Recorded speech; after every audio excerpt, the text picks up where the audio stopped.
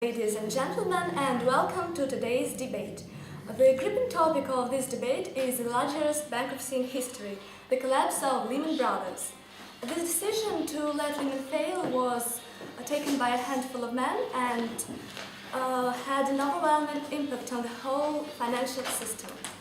And the banking system immediately seized up because the banks lost the confidence they need to lend to each other, and consequently the international trade froze up. So, for this reason, today we're going to dwell upon one question. Should the government have rescued Lehman in order to prevent the global recession? And therefore we have the affirmative team whose answer is yes, here it is. And we have the negative team whose answer to this question is no. And now let me introduce you the rules of this debate. Each speaker will have 2 minutes. Interruption is strictly forbidden, and there will be a bell to signal the end of the allotted time. So I would like to call upon the first speaker of the affirmative team to open the debate. Please start. As the affirmative team. Affirmative team. Okay. The bankruptcy of Lehman Brothers stemmed from insatiable appetite of Lehman Board of Directors and its chief executive officer, Dick Fuld. Lehman Brothers covered very high leverage because of its great investments in house market. This market for years had a fast and permanent growth, and a great bubble rose on this market. And high risk were attributed to this bubble, but owing to this bubble, lots of profits Lehman Brothers gained. And they paid huge bonuses for their directors and for Dick Fuld personally. Also, big dividends were paid to stockholders, and many years Lehman Brothers rose extremely fast.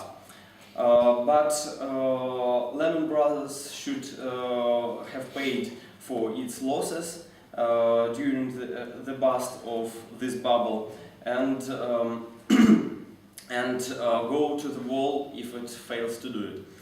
I think the Fed was right dumping Lehman Brothers because it was a very risky and profitable business, and they should pay the penalty. Time is up.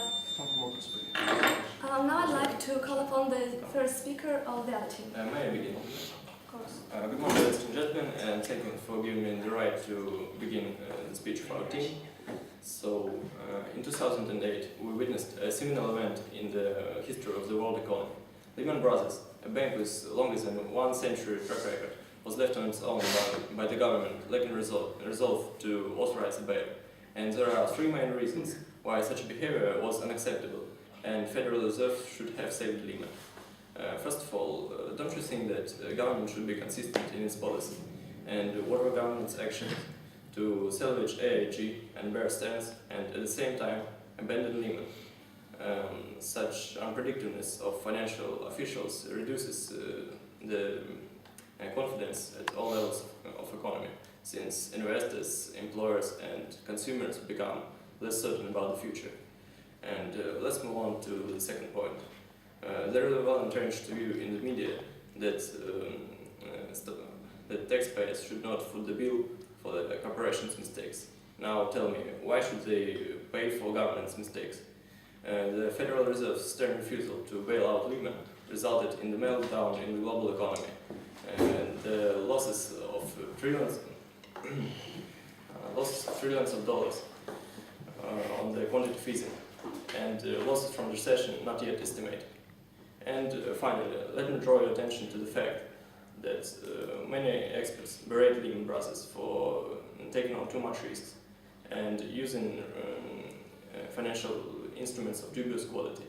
But few people know that what they call dubious were actually AAA commercial papers, And so a question arises: why rating agencies were so imprudent and negligent to rate them as most reliable financial instruments? And I think the answer is... Please continue. Okay. So, hello ladies and gentlemen. The decision over whether to save or not to save Lehman Brothers caused much debate and controversy. However, I firmly believe that the government's decision about to not save the Lehman Brothers was reasonable and justified in these circumstances. In my opinion, this is due to several reasons. So, firstly, I think that for the government it was easier and cheaper to do it. I think that in the CNN news, I see that analysts said that it cost at least $400 billion to rescue Lehman Brothers. I think that the government doesn't have. I think that the government haven't to bail money every hungry, greedy, and and the company with the bad management. I think that we don't have to belly up. We must belly up this company because of their bad investment strategy. So, and then move on and talk about their second reason, that no less important. I think that the decision connected with that their CEO of Lehman Brothers default have their, he is a very extraordinary person, and he thinks that the state will pay for his mistakes in the management. And the reality that the Lehman CEO walked away with over $500 million. He earned more than 7 years of making bad decisions. And I think that the system is rigged. Their board of directors is rigged. And Please continue, it's your turn. Okay, so let me start. So, first of all, I'm glad to be here to discuss such an urgent topic.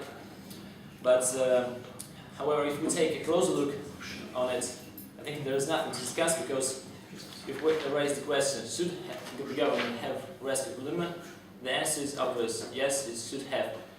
Let's take a closer look on it. We can discuss things like money, we can quantify things, and the experts did it all. And the research is well documented. And it's obvious that government would save a lot of money if they rescued Lehman. And the taxpayers would not have to pay all this trillions of dollars during the world crisis. So it's statistically right. So too much money spent. So let's go ahead and think about all the people who lost their jobs. So they were not taking any risks. They were not guilty of anything, and they weren't getting sued like the head of the company default. So why are they guilty? Why should they have such troubles? You should answer us. So, if we take a look on somehow social effects of it, so the government policies should be constant. So it's written in any economic book, and if the government policy is not constant and they take such steps, so it's just like sounds like a revolution. So it's a negative shock, big shock to anyone, to any financial institution, to any bank, to any man who lost his job. So the shock is bad anyhow. So. This team, the last speaker. Yeah. First of all, I want to speak about debts of Lehman Brothers. They are $613 billion.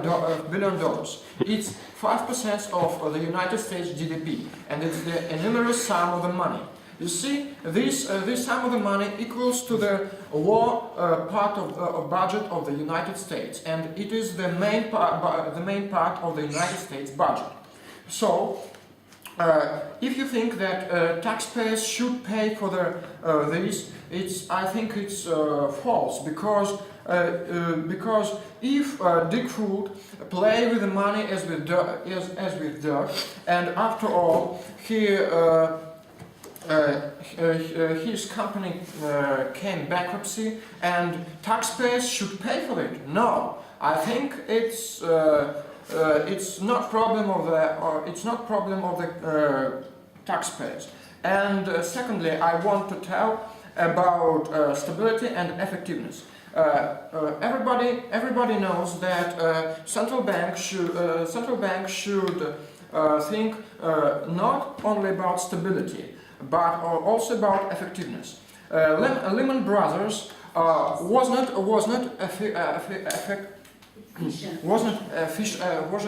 efficient company, because they was too risky, and they play with the money as with dirt. That's all, I think. Okay, so it's turn of their team. I'd like to present you some information about the consequences that we have in the real sector because of the crash of Lehman Brothers. This collapse triggers a domino effect not only on the financial market, but all over the economy. And many businesses went to the wall because they were highly connected with each other and with Lehman. And Lehman was entangled in such complex way with the institutions that whatever happened with one institution was bound to have an effect to another. As an example, I'd like to shed some light on the victims of financial Armageddon. By 2002, Lehman Brothers was investing $6 billion in the commercial property, for example, hotels and shopping centers. One of these projects was in California to create luxury destination. Now it isn't time to discuss the profitability of this project, but it is time to realize that Lehman Brothers entitled in its operations other firms, and crisis impairs these firms. Also, these firms didn't take part in financial speculations. As a result, the place where dreams become real became just an incomplete building with nothing besides remains, and with people and organizations which are owed huge amount of money. Very well, and now I would like to call upon the last but not the least speaker of this team. Thank you very much. Good morning, ladies and gentlemen. I'm very happy to conclude the participation of our team, and I wanted to fill you in on the consequences of the Lehman Brothers bankruptcy to the whole world. I'm certain that allowing Lehman Brothers to grow faster was a tremendous mistake. It led to hundreds of millions, if not trillions of dollars. Lehman's bankruptcy was a tipping point into the global recession. The panic that followed hurt us all as mortgages dried up, markets tumbled, and businesses went to the wall. When Lehman Brothers collapsed, that sent shock waves throughout the whole system, because people thought, if they can go down, who else can go down? So the financial stability of banks and the whole financial system suffered a lot from an extraordinary loss of investors' confidence. Banks did not trust one another enough to lend each other money, and as international trade froze, ships lay empty in harbors around the world, and factories shut with the loss of millions of jobs. So, since you have shared your opinion, we can move on to the rebuttal, where you can ask questions and crystallize the debatable, arguable, or vague points. So, whose team is going to start? We'd actually ask them, or will they need time to prepare? Will Oh. they need this recess? Yeah? If you need, I can give you half a minute to talk to each other. Yes, Would you like? Okay. Probably 3 years.